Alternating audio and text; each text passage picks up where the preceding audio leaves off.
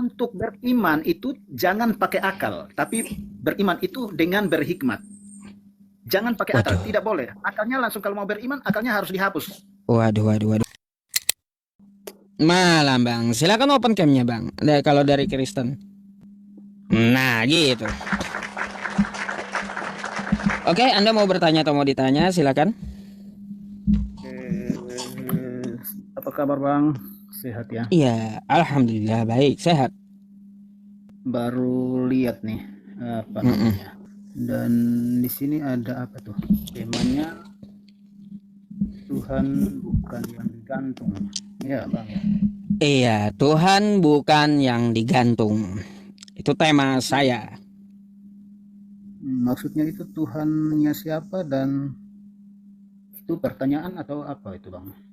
Baik, itu pernyataan, Pak. Ya, itu pernyataan. Tuhan bukan yang digantung. Karena di dalam Al-Quran saya, Quran surah Al-Ikhlas ayat kedua, Allahus Somad. Allah tempat bergantung seluruh makhluk, bukan yang digantung oleh makhluk, gitu. Maksudnya Tuhannya siapa yang digantung atau yang tergantung itu bang? Ya kalau ada Tuhannya yang digantung, kira-kira Tuhan siapa, Pak?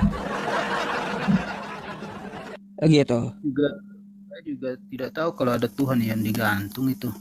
Iya. Makanya kalau digantung itu bukan Tuhan, Pak. Ya iya, pastinya bukan Tuhan. Pasti itu. Makanya pertanyaan saya, Tuhan ini apa yang abang maksud yang digantung itu? Tuhan siapa gitu? Oh, yang saya maksud Tuhan itu tidak digantung. Itulah. Itu ya, betul. Tuhan itu bukan digantung. Gak mungkin Tuhan kalah dengan ciptaannya. Kan gitu. Dengan tema yang abang sematkan itu Tuhan bukan yang digantung. Arti ada Tuhan yang abang tahu digantung. Itu siapa? Oh ya gini, yang gini aja. Kalau Anda mau bertanya siapa, memangnya ada Tuhan yang digantung? Iya, tidak ada kan gitu maksud saya. Ngapain Anda nanya siapa kalau gitu? Aneh Bapak ini ya. Kata Anda tidak ada, lalu Anda nanya siapa yang digantung. Aduh. Saya tentang tulisan Tuhan bukan yang digantung. Artinya maksud dari abang ini Anda tahu bahwa ada Tuhan yang digantung, itu maksudnya gitu. Jadi siapa itu ya? Saya tahu tuh ada Tuhan yang digantung. Ada emang Tuhan yang digantung, Pak? Gimana? Nah, saya tanya Anda, ada nggak Tuhan yang digantung? Saya sudah 2 kali bilang tidak ada. Oh tidak ada, terus ngapain Anda nanya siapa? Loh, Anda udah tahu nggak ada, tapi Anda malah bertanya siapa? Loh, tema di atas ini kan gitu. Artinya gini, Pak, ya. Ketika saya menyatakan seperti itu, Tuhan bukan yang digantung karena ayat Al-Quran Allahus Somad, Allah tempat bergantung, bukan yang digantung. Ya, jadi kayak gini. Kalau Anda ya merasa ada Tuhan yang digantung, Anda seharusnya yang sebutin, bukan saya gitu. Karena saya menolak apabila ada Tuhan yang digantung, jelas bukan Tuhan gitu. Jadi gini bang, saya kan sudah ini kali ketiga bahkan keempat saya sudah bilang bahwa tidak ada menurut saya ya Tuhan yang digantung. Terus? Artinya saya tidak. Hanya saya maksudkan dengan di atas yang abang sematkan ini gitu. Mungkin abang sedikit menjelaskan dulu maksud tulisan ini apa sih? Iya, karena apa? Pencipta itu tidak akan kalah dengan ciptaannya, ya. Karena Tuhan itu tempat bergantung seluruh makhluk, bukan yang digantung oleh makhluk. Itu yang namanya Tuhan. Jika ada Tuhan yang digantung oleh makhluk, pasti itu bukan Tuhan gitu. Nah, makanya saya mau bertanya, ya kira-kira ada nggak Tuhan yang digantung? Ya sudah, tidak ada lah, tidak ada Tuhan yang digantung. Ya gitu. Artinya yang ada di atas ini boleh dihapus nggak? Loh, kok dihapus, ada dalilnya? Ada dalilnya kok dihapus? Kenapa ya? Kenapa dengan judulnya, Pak? Saya mau tanya dulu. Kenapa Anda kepanasan dengan judul gitu? Saya lagi santai. Saya justru tanyakan tulisan abang di atas ini, Tuhan bukan yang digantung. Nah, Lalu ngapain minta ganti? Abang bertanya bahwa apakah ada Tuhan yang digantung. Saya sudah bilang 4 kali, kali ini sudah kelima, berarti tidak ada. Artinya sekarang karena tidak ada, saya minta ini dihapus, boleh nggak? Oh baik, karena tidak ada kata Anda lalu minta dihapus gitu, Tuhan bukan yang digantung. Nah ini ya Bang ya, ini adalah tema yang saya ambil dari sebuah dalil. Maka jika ada datanya, ada dalilnya, gak akan saya hapus gitu, karena ada dasarnya gitu. Berarti dasarnya itu apakah hanya untuk abang yang tahu saja gitu ya? Artinya gini, umat Islam menolak jika ada Tuhan yang digantung oleh makhluknya. Gitu aja. Terserah mau agamanya apapun ya, yang jelas kita menolak gitu. Sedangkan umat Islam Bang, saya juga sebagai umat Kristen menolak kalau ada Tuhan yang digantung gitu. Nah, jadi jangan sewot dengan ininya judulnya kalau gitu. Iya teman-temannya, ngapain kan sewot dengan judul kalau kayak gitu. Minta dia pakai acara dihapus pula, minta dihapus. Ini jadi kalau memang abang juga merasa bahwa Tuhan, semua Tuhan itu tidak pernah ada yang digantung atau tergantung, ya saya izin abang untuk menggantungnya ini, jangan lagi kan Tuhan abang juga kan, juga saya juga punya Tuhan, kita punya Tuhan ya. Kalau disebutkan di sini Tuhan gantung ya agak sedikit terisi untuk disematkan di sini kan gitu. Oh baik, jadi begini Pak, ada Tuhan-Tuhan bikinan dari sekte-sekte yang tidak tahu agamanya apa gitu ya. Mereka menjadikan kalung ya sebagai Tuhan mereka gitu. Kalung sebagai Tuhan mereka gantung di kalungnya gitu. Nah jadi yang kayak gitu kena tuh, yang saya maksud Tuhan itu bukan yang digantung ya. Nah, gitu.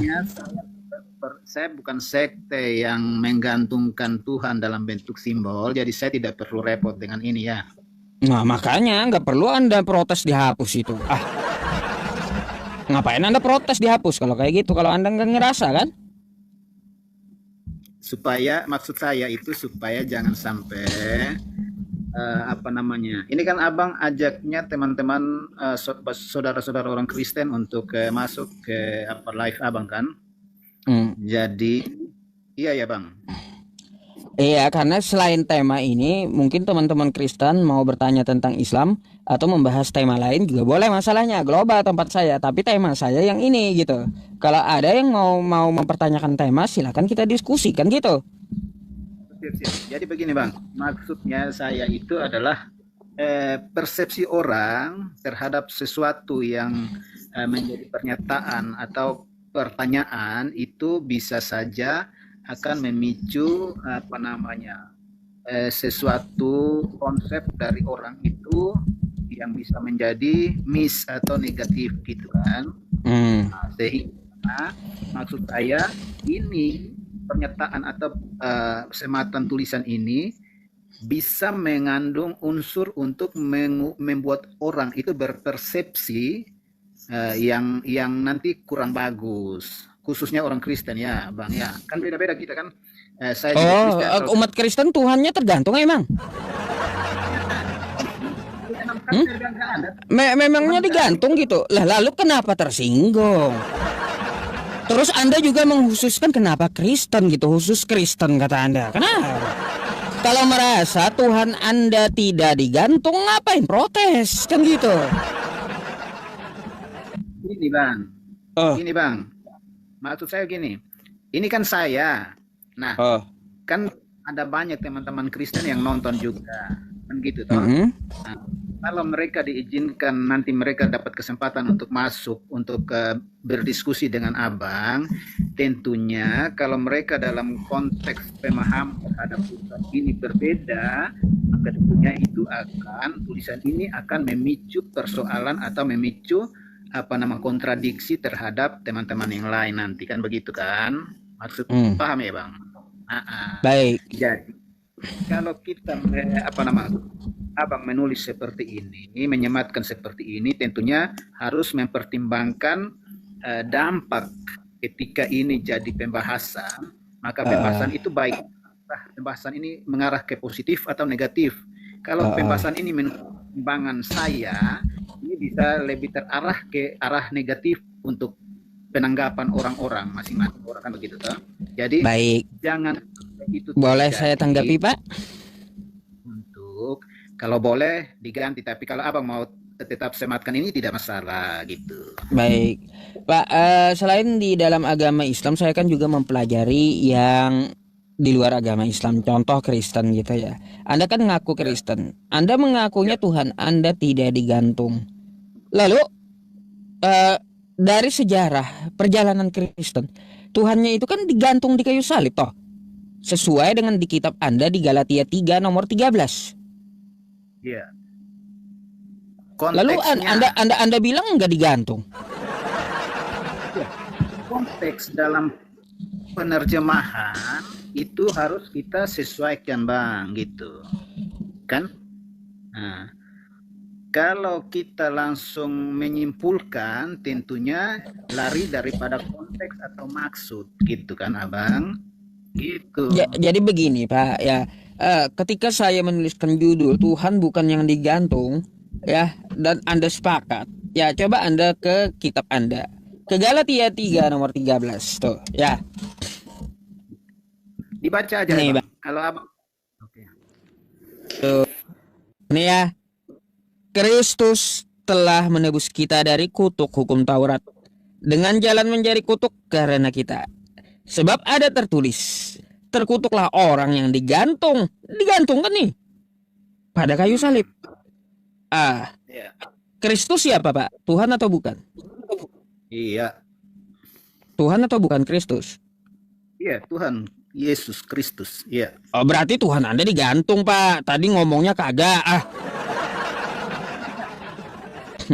Tadi Mm-mm. saya sudah sampaikan bahwa konteksnya, ini kan konteks yang abang ambil, konteks hanya sepenggal, kan begitu toh? Tapi konteks secara menyeluruh itu perlu kita lihat isi ceritanya, kan begitu toh? Isi cerita Mm. maksud dari awal sampai bisa ada tulisan terkutuklah orang yang digantung pada kayu salib.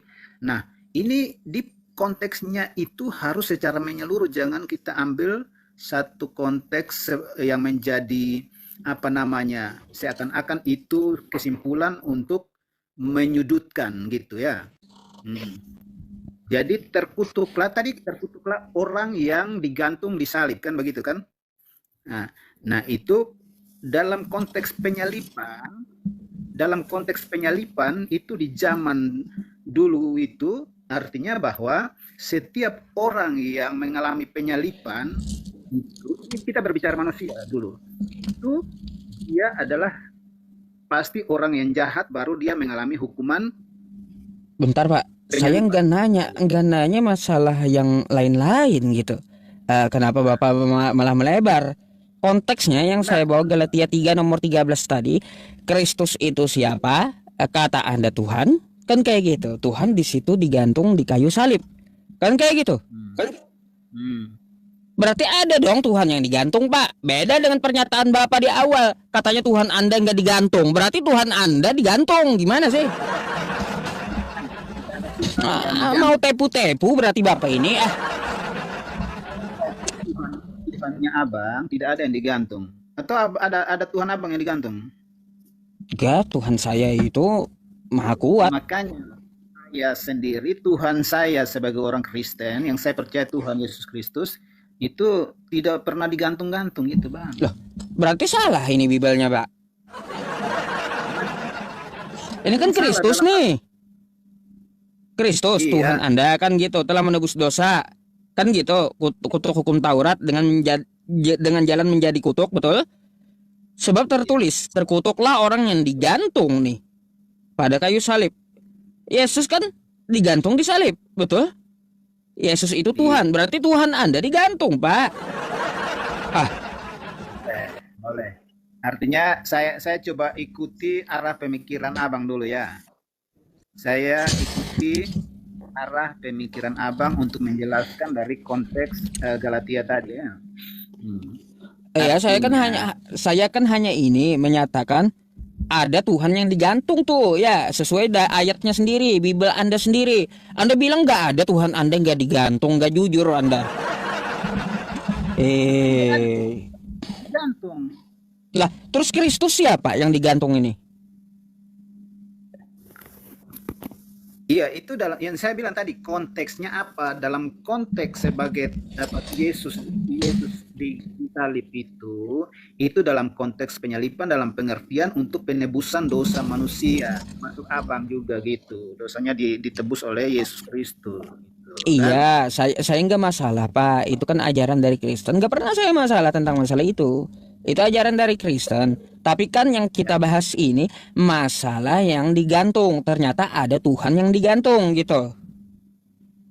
Oh, paham? Paham, ya. Nah makanya masa ada Tuhan yang digantung? Kan kayak gitu. Nggak mungkin Pak. Ya Tuhan itu digantung oleh ciptaannya. Saya bukan bahas masalah ajaran atau sebab kenapa digantung. Bukan. Tapi saya ngajak berpikir, masa ada Tuhan yang digantung oleh ciptaannya? Memang sebenarnya ini gini.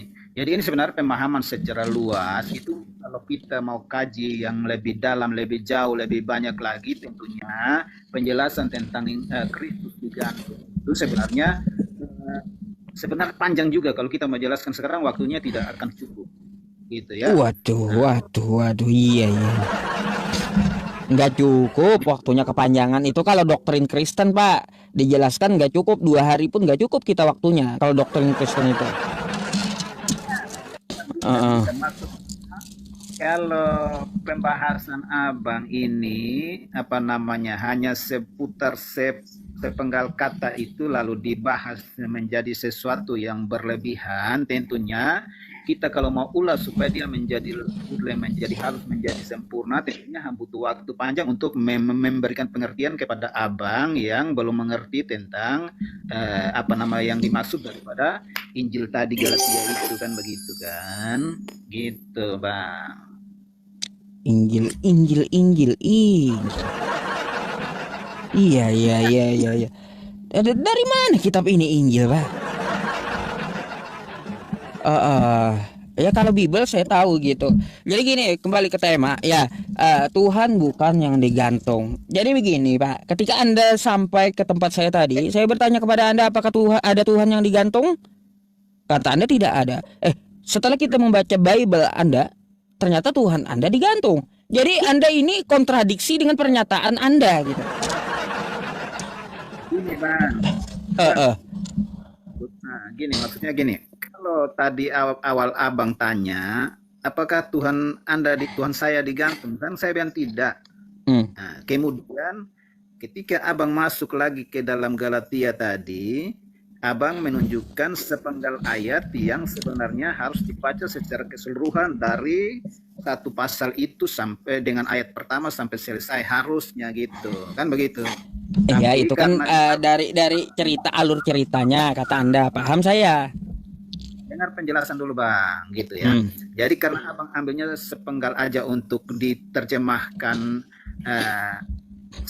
sementara oleh abang, maka tentunya itu seakan-akan abang sedang menjerat atau menjebak saya atau orang Kristen untuk jatuh dengan jebakan Batman yang hanya sepenggal kata itu, kan begitu. Waduh, ini bukan jebakan Bapak, ini tertulis di kitab Anda kok jebakan? Abang paham dulu. Harusnya itu secara menyeluruh dari Galatia 1 sampai seluruh pasal itu, ayat itu dikaitkan, dibaca semua, dikaitkan isi ceritanya, maksudnya apa, temanya apa di situ, lalu dikaitkan baru. Nah, kalau abang ambil sepenggal Kristus itu digantung karena orang yang digantung itu, maka tentunya itu jebakan kepada kita untuk kita akhirnya harus mengakui bahwa Tuhan ada tergantung, kan begitu. Jadi gini Pak, mau dibaca dari awal pun ya dia nggak akan berubah.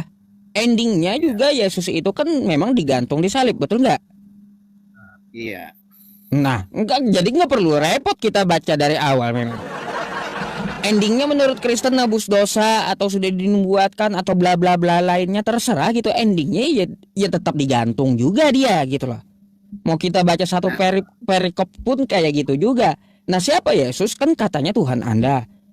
Hmm. Kan gitu. Artinya ada Tuhan yang digantung. Artinya ada, Aduh, tapi aduh.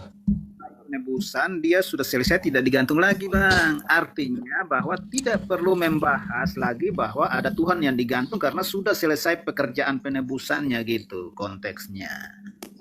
Aduh. Pak. Jadi gini ya, temanya tema global ya. Saya menyatakan bahwa Tuhan bukan yang digantung. Kalaunya ada digantung, ya itu berarti bukan Tuhan. Tidak mungkin, coba pikir cerna ya, secara akal sehat. Pencipta digantung oleh ciptaannya sendiri. Itu mana akal warasnya? Pencipta digantung oleh ciptaannya sendiri. Menolak waras saya Pak kalau kayak gitu. Nggak mungkin ada Tuhan kayak gitu. Jadi maksud saya begini, boleh saya tanggapi itu dulu. Jadi memang itulah. Jadi ada keterbatasan manusia dari kewarasannya sehingga bisa sampai menolak warasnya itu karena kekuasaan Tuhan itu melebihi dari kewarasan manusia gitu ya.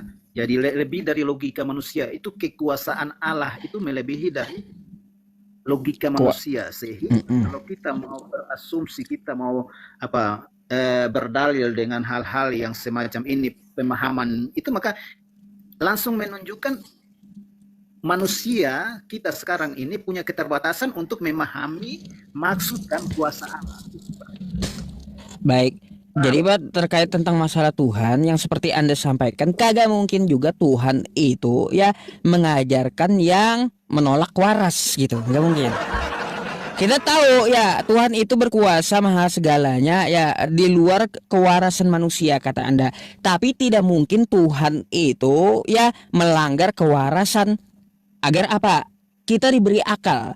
Akal itu kita gunakan untuk apa? Mencerna. Nggak mungkin dia memberi pelajaran ya Tuhan itu melebihi kewarasan manusia. Nggak mungkin. Gitu. Kita udah dikasih akal masalahnya. Jadi Tuhan itu memberikan kita pemahaman itu sesuai dengan kesanggupan kita untuk memahami. Artinya manusia punya keterbatasan untuk memahami sesuatu yang bukan kehendak manusia tapi adalah kehendak Allah. Artinya kehendak Allah itu lebih daripada manusia sehingga ada hal-hal yang menurut kehendak Allah itu tidak bisa dimengerti oleh manusia. Nah ini salah satunya seperti ini. Ini sebenarnya bisa dimengerti tapi abangnya aja yang mau membatasi batas pikiran abang untuk tidak mengerti gitu abang. Gitu. Susah bang, susah Pak ya kalau seperti itu artinya apa? Sampel dari sampelnya aja berarti ini ajaran gak waras gitu. Kan kayak gitu, masalahnya melebihi ke kewarasan manusia berarti ini adalah ajaran yang tidak waras gitu. Saya tanyakan abang, saya pertanyakan sesuatu pertanyaan untuk abang boleh nggak? Oh, terus apa tuh? Oke. Abang, apakah dari pembahasan sebelumnya sampai hari ini seberapa banyak abang tahu tentang Alkitab, isi Alkitab orang Kristen?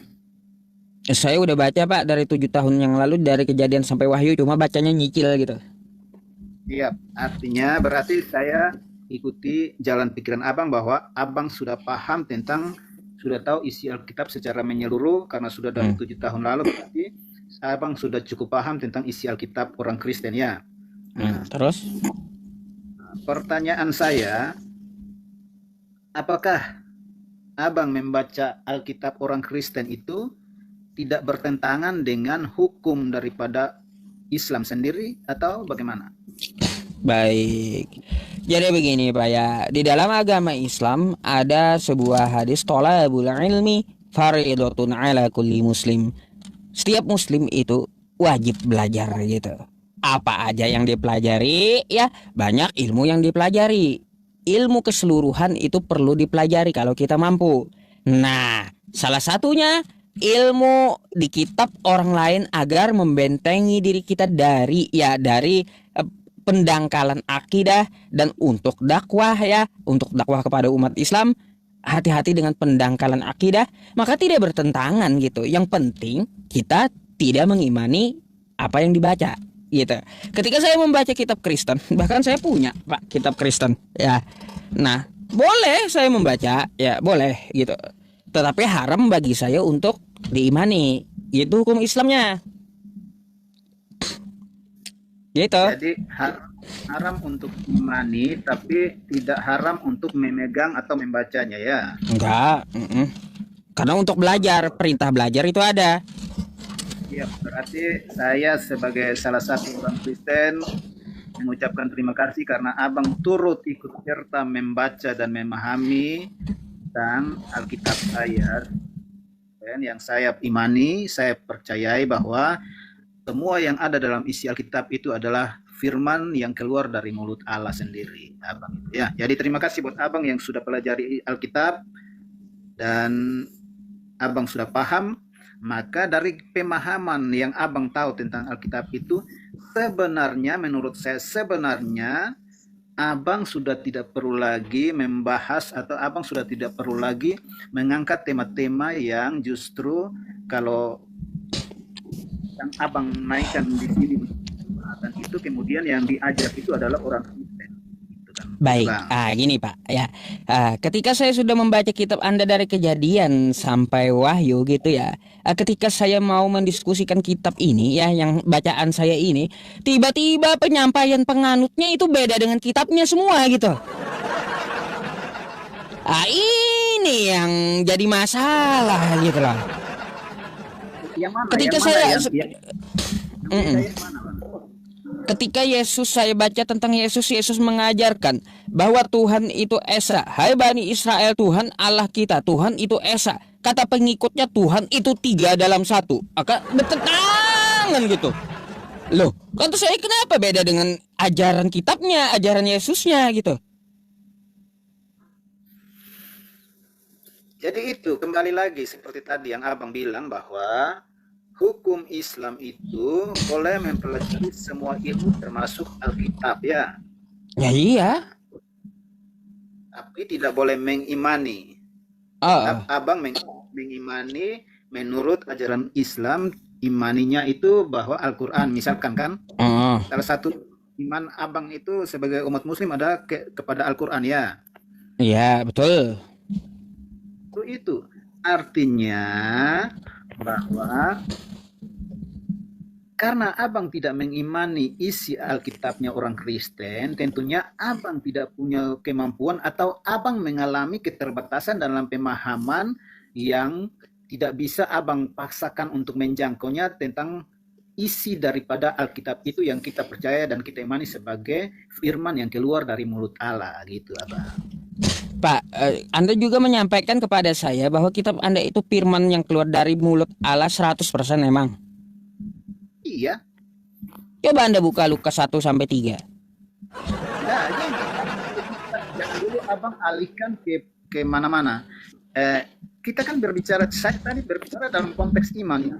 Seperti yang abang tadi sampaikan bahwa abang bisa membaca atau mempelajari segala ilmu yang ada di dunia ini termasuk isi Alkitab tadi, asalkan tidak mengimaninya, kan begitu kan?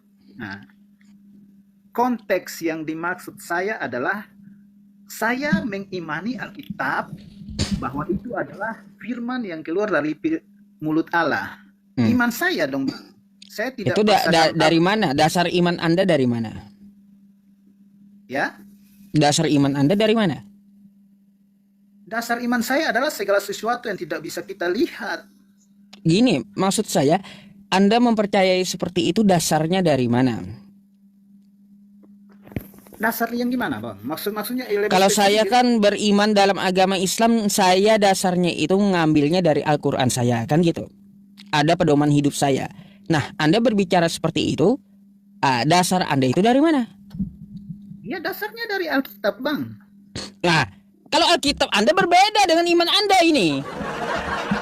Nah, itu yang jadi masalah, makanya penyampaian Anda beda gitu.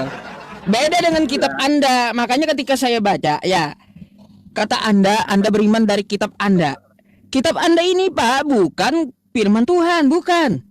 Tapi hasil penyelidikan. bukan firman Tuhan gitu. Nah, makanya saya bilang ya iman Anda bertentangan dengan kitab Anda sendiri gitu. Coba Anda baca Theophilus yang mulia. Banyak orang yang telah berusaha menyusun suatu berita tentang peristiwa-peristiwa yang telah terjadi di antara kita, seperti yang disampaikan kepada kita oleh mereka yang dari semula adalah saksi mata dan pelayan firman. Karena itu, ya, setelah aku menyelidiki, kita penyelidikan segala peristiwa itu dengan seksama dari asal mulanya, aku mengambil keputusan untuk membukukannya dengan teratur. Jadi ini kita penyelidikan, bukan 100% firman Tuhan yang seperti Anda imani. Bapak.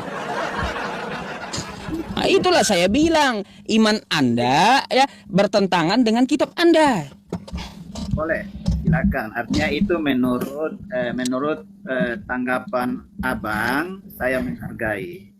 Nah, tapi justru dari standar keimanan kita orang sudah mengimani Alkitab itu sebagai dasar atau merupakan itu adalah kalimat kata-kata yang ada di dalam Alkitab itu adalah firman Allah yang memang keluar dari mulut Allah. Artinya itu semua itu adalah seruan Allah yang tidak boleh dilanggar oleh orang yang mengimani, manusia yang mengimaninya gitu toh. Kacau. Iya. Oke dah. Karena Abang tidak mengimaninya itu, makanya Abang tidak bisa menjangkau pemahaman sejauh-jauhnya seperti kita yang mengimani gitu kan. Sebaliknya juga kan Abang, saya tidak mengimani Al-Quran, tentunya saya juga tidak tahu, bahkan saya sendiri tidak tahu Al-Quran seperti apa, karena soalnya bahasa Arab, jadi saya juga tidak kesulitan untuk ini. Nah, jadi makanya saya juga tidak ingin mengotak-atik Al-Quran Abang, tapi juga saya tidak ingin membahas Al-Quran Abang, bahkan saya juga tidak mengimani Al-Qurannya Abang kan gitu. Jadi memang kita punya standarnya itu. Kalau yang kita tidak tahu, janganlah kita paksakan untuk tahu kalau kita tidak bisa tahu gitu kan begitu Abang. Iya. Garuk kepala, akut memang Pak ya. Ya lebih kuat doktrin daripada kitab, aneh pula itu. Lebih kuat doktrin daripada kitab. Bukan doktrin Abang, ini penjelasan. Jadi begini aja ya Pak ya. Ketika saya membaca ya di kitab Anda, saya udah sampaikan kata Anda hargai. Jadi saya membuka diskusi lintas agama ini ya, mengajak teman-teman semuanya, ayo kembali ke jalan Tuhan yang benar, baik menurut kitab Anda maupun menurut kitab saya gitu. Itu yang saya maksud. Oleh, mantap, itu saya setuju kalau begitu. Nah makanya ketika saya membaca, lalu ada teman Kristen saya suruh ikuti ajaran Yesus. Kamu yang Kristen naik ke atas ya. Kamu ikut Yesus, betul saya ikut Yesus ya. Itu Yesus dia sujud dan berdoa, apakah kamu sujud? Kagak, saya joget-joget di gereja. Aduh, Yesus kagak makan babi, kagak pernah contohin makan babi. Babi saya makan sampai ekornya habis. Yo, apa kata saya ini? Kok berbeda dengan yang tertulis di kitabnya gitu loh. Oke, saya tanggapi dulu. Tanggapi dulu boleh? Jadi begini Pak ya, beriman itu juga pakai akal ya. Ya, jangan imani saja. Kalau beriman tanpa akal itu namanya imani saja. Nah, kalaunya berakal tanpa iman itu artinya akal-akalan. Nah, gitu. Jadi begini apa? Iman itu standar ukurnya itu dari hikmat. Ya. Jadi bukan dari akal tapi dari hikmat. Akal itu ada dalam manusia untuk berakal-akal, berandai-andai. Tapi hikmat itu pemberian daripada Allah. Ya, ada perbedaan. Beriman memang tidak boleh pakai akal. Tapi beriman itu harus beriman tidak boleh pakai akal, Pak. Manusia. Beriman tidak boleh pakai akal. Iya. Lanjut. Beriman itu harus disertai dengan hikmat, Abang. Lalu? jangan pakai Kenapa? akal. Kalau Jangan pakai akal. Alasannya kenapa? Iya, jangan pakai akal. makanya sekarang standar yang abang pakai ini, nanti saya bisa mengukurnya itu sebagai akal-akalan karena memang pakai akal gitu. Baik. Kalau gitu saya mau tanya sama Anda, buat apa Tuhan kasih akal? Lah itu standar manusia. Diberikan Ya, sebagai standar manusia. saya mau tanya kegunaan akal itu apa kalau gitu? Akal itu merupakan satu dasar atau standar untuk manusia berpikir dengan keterbatasan yang tidak boleh melebihi akal pikirannya. Artinya, akal pikiran manusia itu sudah dibatasi oleh Allah untuk tidak boleh melebihi sampai mau sampai ke Allah. Karena Allah lebih tinggi daripada manusia sehingga manusia hanya diberi akal saja. Makanya manusia nanti bisa akal-akalan gitu kan. Iya, artinya apa? Gini Pak, kalau dia memberi akal berarti dia juga ya menyuruh agar kita menggunakan akal kita itu mencerna bagaimana Tuhan itu, kan gitu. Betul nggak? Nggak mungkin kalau dia memberi akal tidak digunakan itu salah. Betul Pak. Artinya apa? Beriman itu harus dengan akal juga. Yang bilang tidak boleh digunakan akal siapa Bang? Nah, jadi kata Anda kalau beriman itu jangan pakai akal, kan gitu. Untuk beriman itu jangan pakai akal, tapi beriman itu dengan berhikmat. Jangan pakai akal, tidak boleh. Akalnya langsung kalau mau beriman, akalnya harus dihapus. Waduh, nggak sejalan itu Pak. Seharusnya iman dengan akal itu sejalan gitu ya. Kalau Anda iman, Anda dulu kan tanpa pakai akal, imani saja. Tai kucing rasa coklat pun kita imani kalau kayak gitu. Kan gitu jadinya, tai kucing rasa coklat kita imani karena kita kan nggak pakai akal gitu. Ya, susah. Abang kalau mau pakai akal untuk beriman itu silakan, itu hak abang toh. Tapi kalau saya untuk beriman itu saya tidak bisa pakai akal abang. Saya iman itu saya berhikmat abang, tidak berakal-akalan. Iya. Baru ini teman-teman. Baru orang kedua ini ya menyatakan nggak usah pakai akal ya. Dulu ada juga Pak kayak Anda gitu. Katanya jangan pakai akal gitu. Waduh kata saya. Ini sehari ini saya ketemu lagi teman-teman. Jangan pakai akal gitu ya. Imani saja dah ya kalau kayak gitu. Oke lah Pak, saya nggak bantah dah kalau itu ya. Ada lagi Pak yang Anda mau tanyakan atau Anda mau sampaikan karena teman-teman di bawah juga antri gitu, kasihan. Biar gantian.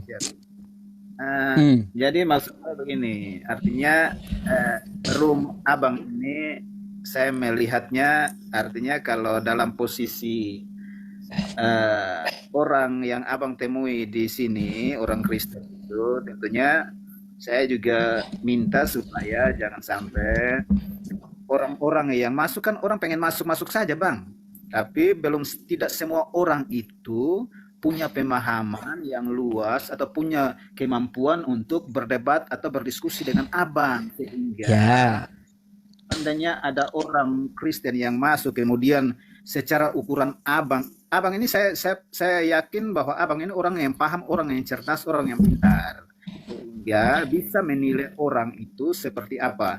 Dan kalau ada orang Kristen, saudara-saudara saya yang Kristen yang masuk ke room abang ini, itu bebas-bebas kan, tapi saya minta kalau yang setelah mereka masuk lalu menjadi ukuran abang itu, penilaian abang itu, mereka itu tidak layak untuk diajak debat, tidak layak untuk diajak diskusi karena keterbatasan pemahaman, sebaiknya abang dengan hormat untuk memberikan mereka turun saja, supaya jangan sampai itu menjadi semacam sasaran empuk untuk jadi ocehan kan gitu kan. Nanti mereka juga terbawa emosi, lalu mereka asal hajar saja, akhirnya terlihat oleh media, terlihat oleh banyak orang itu bahwa orang Kristen kok ngawur, orang Kristen kok tidak paham. Dan memang mereka tidak paham, tapi karena mereka sudah dipaksakan tetap di rumah abang, maka mereka dihajar habis-habisan karena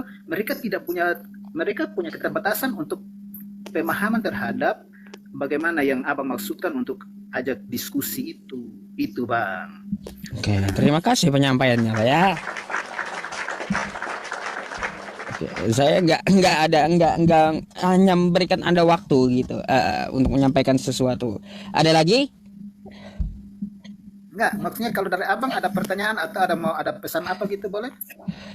Jangan saya. Kalau dari saya, Pak ya, kita diberikan akal. Akal itu digunakan. Akal dengan iman itu sejalan. Dua-duanya juga digunakan. Kalau kita cuma pakai iman saja, ya tanpa pakai akal, gimana kita mau baca pedoman hidup kita, yaitu kitab suci kita sendiri, kan gitu. Pasti gitu. Karena apa? Kita diberi akal untuk belajar membaca, kan satu tuh ya, untuk memahami yang kita baca kitab suci. Kalaunya kita ya imani saja tanpa akal, lalu dari mana pedoman iman kita? Nah, itu yang saya maksud.